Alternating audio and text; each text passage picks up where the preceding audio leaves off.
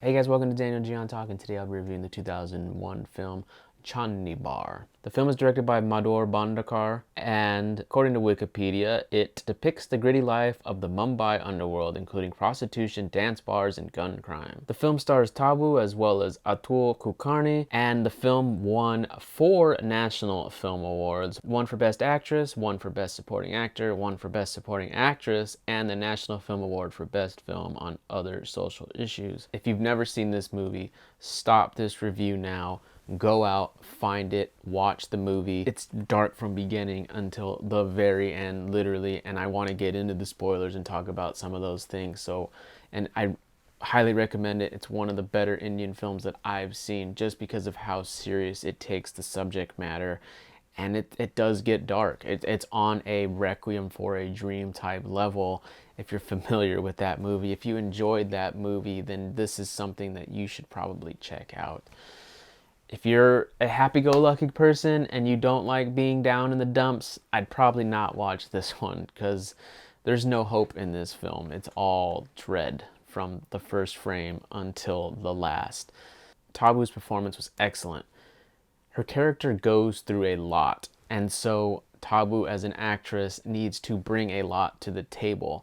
She needs to be able to show character growth from this she goes from this timid woman who has zero control over her life to someone who does make decisions for her life, ultimately still really never gains control of her life like she wants it, but she at least becomes a person who can make decisions on her own.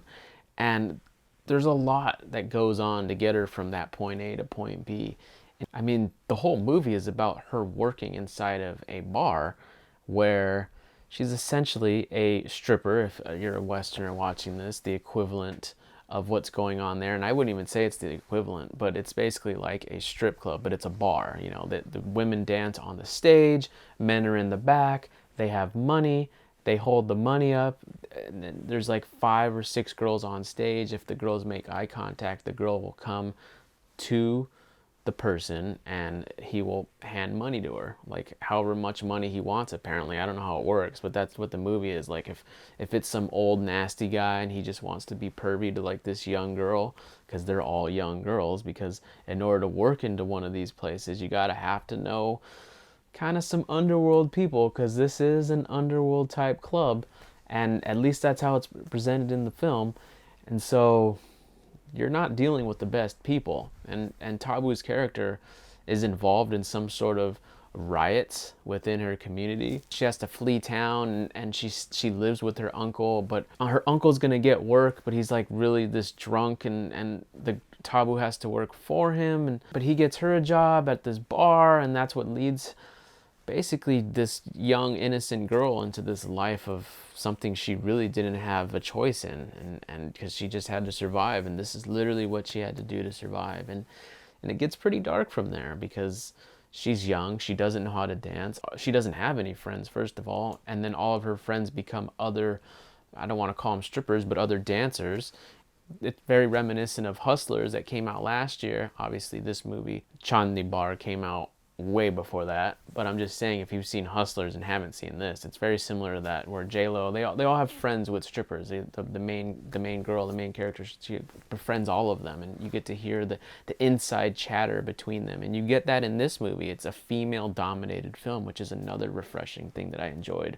It wasn't just about masculine men and just men treating women like shit. No, women were the front and center stage of the film. And don't get me wrong, men are treating women like shit throughout the movie. One of the girls, one of the dancers, like gets pregnant by one of her regular customers that like pays her to sleep with him. Basically, she's a prostitute, but she's also a dancer, and she gets pregnant thinking that this guy, this regular, would be happy. And no, he's like makes her get an abortion, and this is like the, I don't know how many times that she's had it. I mean, that situation ends poorly. I actually don't even want to talk about the spoilers there because it is pretty fucked up. If you've seen it, you know what I'm talking about.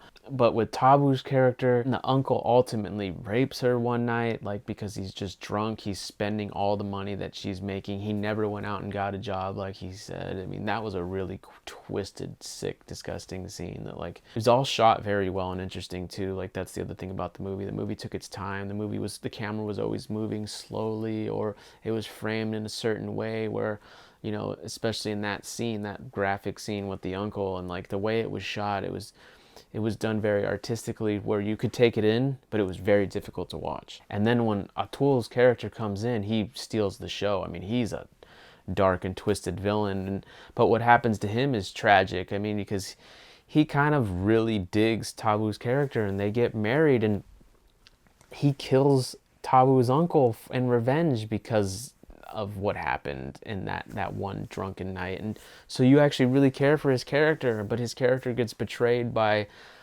his gang leader, and obviously for other reasons, because he decided to just go out and like kill a witness, or he killed someone that was important. I don't remember if it was a witness or not.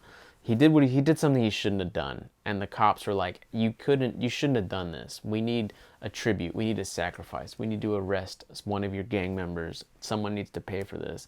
And so the gang leader just basically used Atul's character as this pawn. He was given up and he was executed by the cop, and then as a result, Mumtaz is alone with the babies, two kids, a little girl and a little boy. And then you would think the story would end there. It wouldn't get as dark as that. But no, the movie goes even darker because she's a single parent now.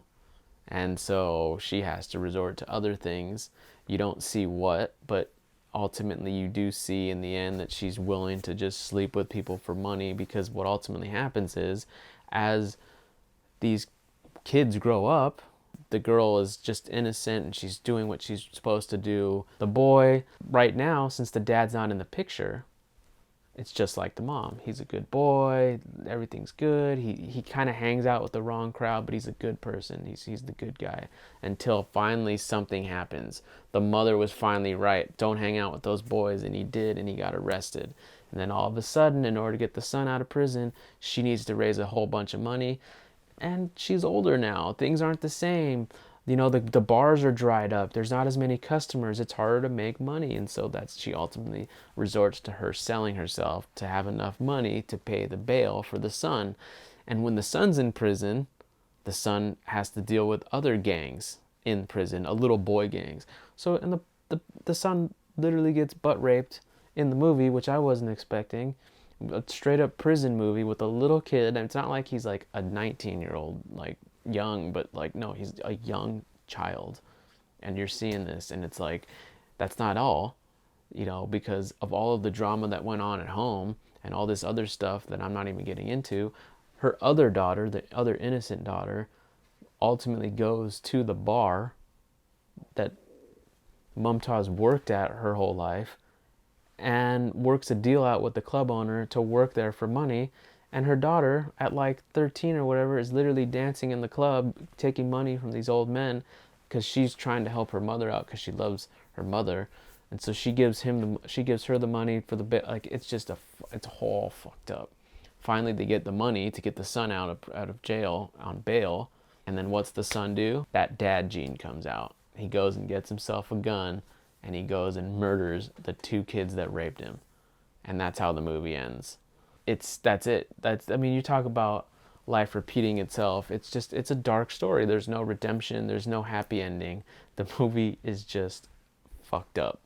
But you're engaged the whole time because of the confidence of the director, because of the story, because of the acting, because of the dialogue, because of the performances. Well, the acting is the performances, but the characters, the way they're developed, just seeing B stories develop, taking time with the characters. Those backroom moments are always great. The visuals as well. Just like I said, the way the camera would go through the glass and zoom in, and you'd see the girls dancing, and there's not a lot of cutting in moments, but when there is cutting, it's effective. And just the twists and the turns that were well hidden. They didn't need to be there. They earned themselves. So as a result, they're not really twists, but you never expected as many dark and twisted things to happen. So when they did happen, they were like twists, but they earned them all because you just weren't expecting things to go that low. And then the film goes lower, and then it goes lower and lower and lower. A certain amount of people, this is a real thing. This was a real thing when this was actually going on. And it's an interesting character, and even if it's not real, even if it's just completely fabricated, which I don't believe. I believe that this was based on stuff for sure, that stuff like this definitely happened. It's an interesting character study. It's an interesting movie nonetheless. It's effective as a story regardless if it was real or not, and that's just a testament to the filmmaking, a testament to the filmmaking, testament to the director, testament to everybody involved. I mean, obviously the film won these awards because they were well deserved. And so if you guys have seen the movie, I'd be curious to know what you guys thought of it. And if you haven't, I highly, highly recommend it. This is a big recommendation for me, like I did with Super Deluxe,